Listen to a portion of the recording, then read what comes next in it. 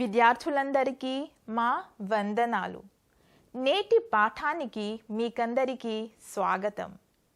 విద్యార్థులు, ఈ పాఠంలో మనం అనువాద సమస్యలు అనే అంశం గురించి చర్చిస్తాం. అనువాదం చేసేటప్పుడు సాధారణంగా అనువాదకులు కొన్ని సమస్యలు ఎదుర్కొంటారు. వీటిని భాషా సమస్యలు, సాంస్కృతిక సమస్యలుగా విభజించవచ్చు. ఈ పాఠంలో భాషా సమస్యల్లోని ప్రత్యేకంగా ధ్వనుల వల్ల ఏర్పడే సమస్యల గురించి చర్చించటం జరుగుతుంది. పదండి, ఈ సమస్యలను కలిసి చూద్దాం. విద్యార్థులు, మన ఈనాటి పాఠం శీర్షిక అనువాదంలో భాషా సమస్యలు, ధ్వనులు. అనువాదం అనే ప్రక్రియ రెండు భాషలకు సంబంధించినది. ఒక భాషలోని ఆలోచనలను, భావాలను మరొక భాషలో వ్యక్తం చేయటమే అనువాదమని ముందే తెలుసుకున్నాం. అనువాదం చేసేటప్పుడు అనువాదకుడు ఎదుర్కొనే సమస్యలలో భాషా సమస్యలు ప్రధానమైనవి. అనువాదం చేసేటప్పుడు అనువాదకుడికి సాధారణంగా రెండు రకాల పదాలు ఎదురవుతాయి.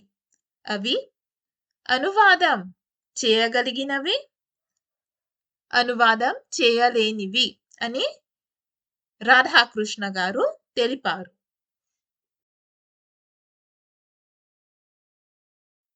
అనువాదం చేయలేని పదాలు ఎదురైతే అనువాదకుడు వాటిని కొద్ది మార్పులతో మూల భాషలో ఉన్న రూపంలోనే లక్ష్య భాషలో చేర్చవలసి రావచ్చు అని రాధాకృష్ణ గారు సూచించారు. ఇటువంటి పదాలలో మనుష్యుల పేర్లు, స్థలాల పేర్లు, పారిభాషిక పదాలు మొదలైనవి ఉన్నాయి. కాబట్టి అనువాదకుడికి మూల భాషలోని ధ్వనుల స్వరూపంతో పాటు లక్ష్య భాషలోని ధ్వనుల స్వరూపం గురించి బాగా తెలిసి ఉండాలి.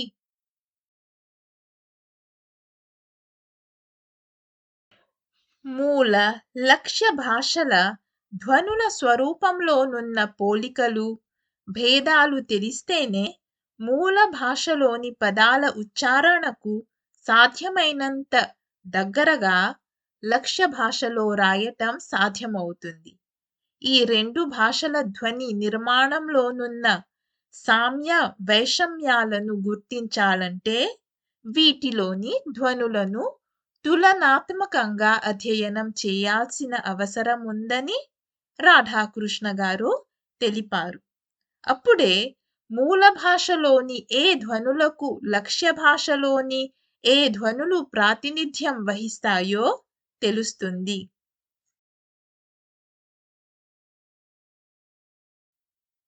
ఈ తులనాత్మక అధ్యయనంతో మనం మూల, లక్ష్య భాషలలోని ధ్వనులను 4 రకాలుగా విభజించవచ్చు అని కూడా తెలియజేశారు.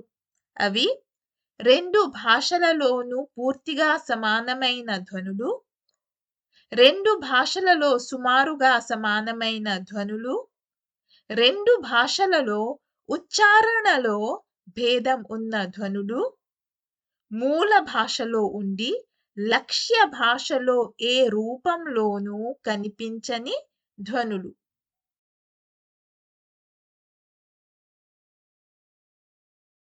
ధ్వనుల రకాలు. రాధాకృష్ణ గారు ఈ 4 రకాల ధ్వనులను ఇలా వివరించారు. మొదటిది, రెండు భాషలలోనూ పూర్తిగా సమానమైన ధ్వనులు. అనేక భాషల్లో చాలా ధ్వనులు స్థూలంగా సమానంగా ఉండవచ్చు. ఉదాహరణకు క, త, ప, గ, డ, బ, మ వంటి వర్ణాలు చాలా భాషల్లో సమానంగా కనిపించటం వల్ల వీటిని లక్ష్య భాషా వర్ణ క్రమంలో రాయటం సులభమే. క, త, ప, గ, డ, బ, మ అనేవి హిందీలో, తెలుగులో కనిపించే ధ్వనులు.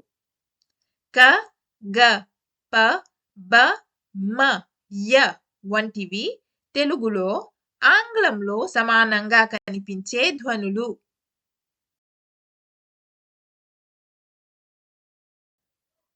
రెండో రకం రెండు భాషలలో సుమారుగా సమానమైన ధ్వనులు. రాధాకృష్ణ గారు సుమారుగా సమానమైన ధ్వనులను ఉచ్చారణలో ఎక్కువగా సామ్యము, కొంత భేదము ఉన్న ధ్వనులుగా వర్ణించారు. ఉదాహరణకు సంస్కృతంలో న దంత్యం, తెలుగులో న దంత మూలీయం. తెలుగులో ట, ఆంగ్లంలో ట, ఇంగ్లీష్లోని టకి తెలుగులో ట అనే చిహ్నమే వాడతాం. ఇటువంటి ధ్వనులను కొంచెం భేదంతో సమానమైన ధ్వనులుగా పేర్కొనవచ్చు.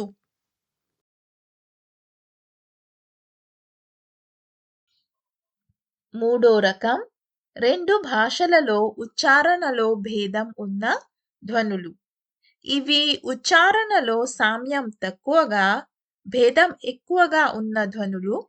ఉదాహరణకు ఆంగ్లంలో ఫ, తెలుగు భాషలో దీనికి సమానమైన ధ్వని లేకపోవడం వల్ల ఫను ఫతో సూచించటం జరుగుతుంది. ఆంగ్లంలో జ, తెలుగులో జగా వాడుతున్నాం.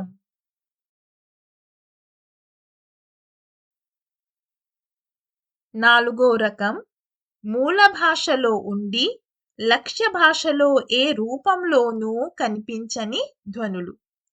కొన్నిసార్లు మూల భాషలోనున్న ధ్వనికి తక్కువగానో ఎక్కువగానో సమానమైన ధ్వని లక్ష్య భాషలో అసలు లేకపోవచ్చు. అటువంటప్పుడు మూల భాషలో ఉన్న ధ్వనికి కొంచెం పోలిక ఉన్న ధ్వనిని వాడవచ్చు.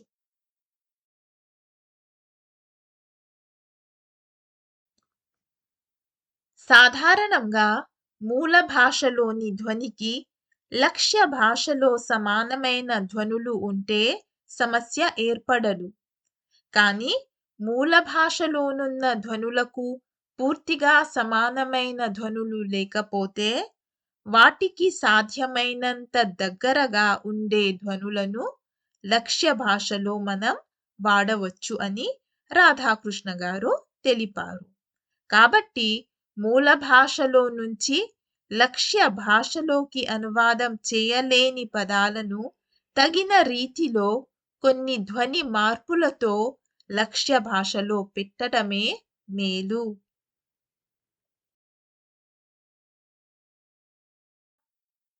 విద్యార్థులు, ఈ పాఠంలో మనం చర్చించిన అంశాలను ఇంకొకసారి చూద్దాం. భాషా సమస్యలు, ధ్వనులు. అనువాదం చేసేటప్పుడు అనువాదకుడికి సాధారణంగా 2 రకాల పదాలు ఎదురవుతాయి. అవి అనువాదం చేయగలిగిన పదాలు, అనువాదం చేయలేని పదాలు. తులనాత్మక అధ్యయనంతో మూల లక్ష్య భాషలలోని ధ్వనులను 4 రకాలుగా విభజించవచ్చు. అవి 2 భాషలలోనూ పూర్తిగా సమానమైన ధ్వనులు, రెండోది 2 భాషలలో సుమారుగా సమానమైన ధ్వనులు, మూడోది 2 భాషలలో ఉచ్చారణలో భేదం ఉన్న ధ్వనులు, నాలుగో రకం మూల భాషలో ఉండి లక్ష్య భాషలో ఏ రూపంలోనూ కనిపించని ధ్వనులు. విద్యార్థులు, ఈ వీడియోలో మీరు భాషా ధ్వనుల వల్ల ఎదురయ్యే సమస్యల గురించి తెలుసుకున్నారు. తర్వాతి పాఠంలో దీని గురించి ఇంకా కాస్త చర్చిస్తాం. ఇంతటితో ఈ పాఠం పూర్తి అవుతున్నది. ఇందులో చర్చించిన అంశాలను మీరు బాగా గ్రహించారని ఆశిస్తూ ఈ పాఠాన్ని ముగిస్తున్నాను. ఇక సెలవు. ధన్యవాదం. నమస్కారం.